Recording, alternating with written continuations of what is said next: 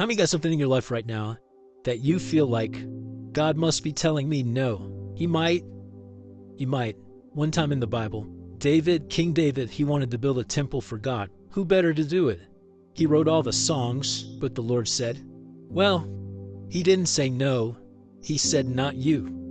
That's hard to hear. Not you. He said, your son Solomon is going to do it. You got too much blood on your hands. But I'm still going to do it through you. And David spent the rest of his life storing up the materials to hand over for a project that he would never personally receive the benefit from.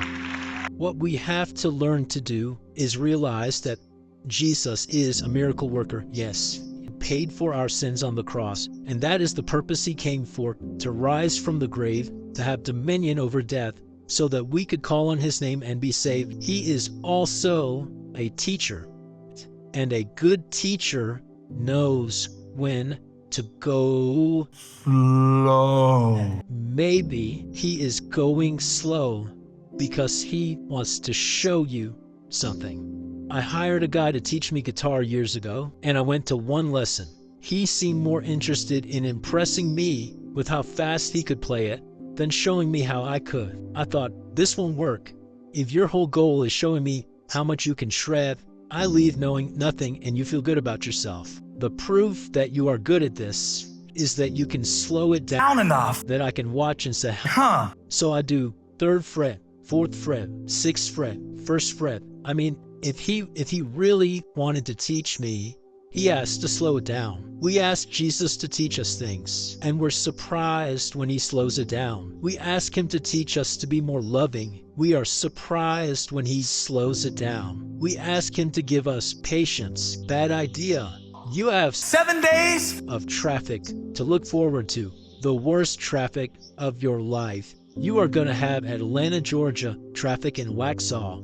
If you pray for patience, God will stack the deck to give you what you asked for, and he'll slow it down. I wanted to learn when I was in high school. I had some friends on the step team. I thought that looked really cool. I said, teach me just a simple thing on the step team. And so they went real fast. They went, something like, I remember, like, see how fast I did that? Took about 4 months. I could just do it now. It's been like 30 years now. But I swear we were going, not cause they couldn't do it, but cause I couldn't do it. God's not going slow cause he can't do it, but somebody who knows what I'm talking about. Let's get in this. Yeah. God didn't say no cause he can't. God said slow cause you can't yet.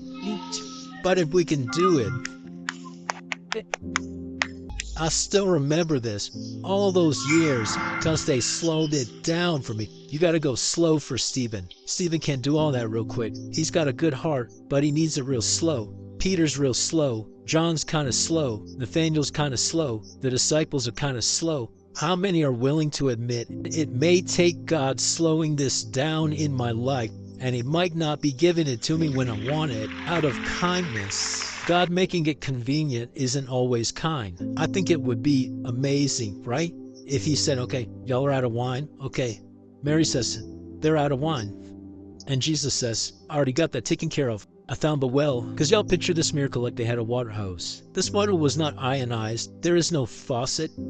Picture the miracle. Picture the miracle. Picture the miracle. It said, we're out of wine. Not we're running out of wine. Not we're going to be out of wine in a couple of hours. Let's do something about it now. We're out of wine. When? Now. We need wine when? Now.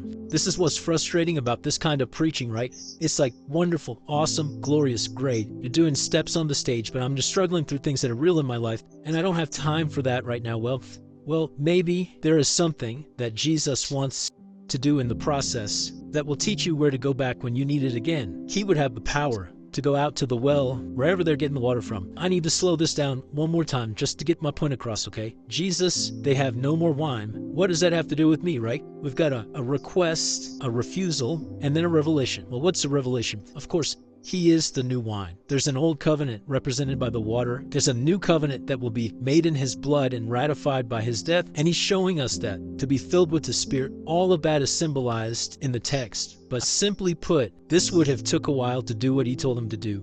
I love what Mary said in verse 5. Do whatever he tells you. Maybe that's the lesson he's been trying to teach us, yo. Because we've been doing all kinds of math in our life about this and that. This needs to happen and that needs to happen. And Mary goes, do whatever he tells you.